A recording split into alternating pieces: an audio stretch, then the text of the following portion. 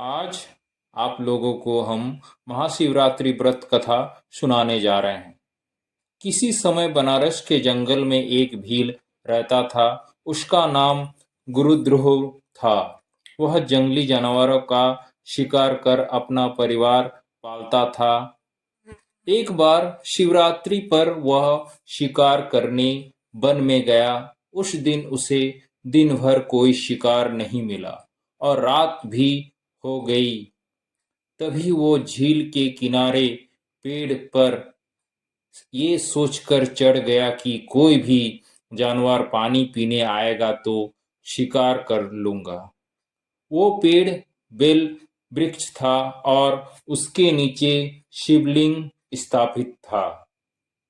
वहां एक हिरनी आई। शिकारी ने उसको मारने के लिए धनुष पर तीर चढ़ाया तो बिल्व वृक्ष के पत्ते और जल शिवलिंग पर गिरे।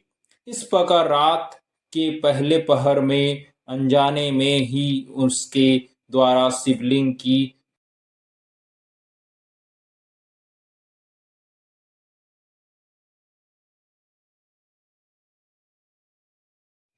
थोड़ी देर बाद एक और हिरन झील के पास आ गई। शिकारी ने उसे देखकर फिर से अपने धनुष पर तीर चढ़ाया।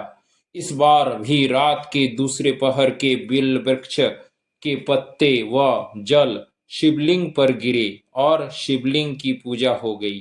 वह हिरनी भी भाग गई।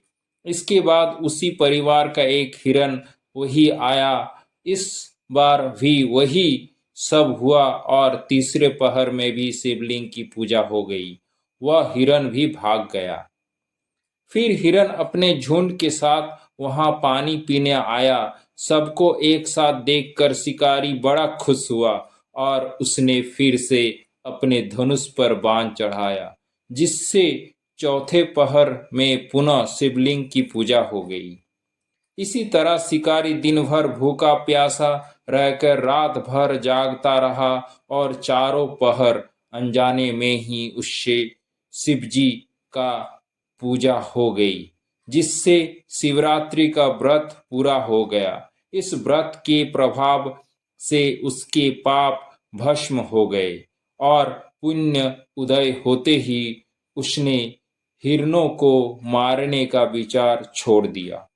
तभी शिवलिंग से भगवान शंकर प्रकट हुए और उन्होंने शिकारी को वरदान दिया कि त्रेता युग में भगवान राम तुम्हारे घर आएंगे और तुम्हारे साथ मित्रता करेंगे। तुम्हें मोक्ष भी मिलेगा।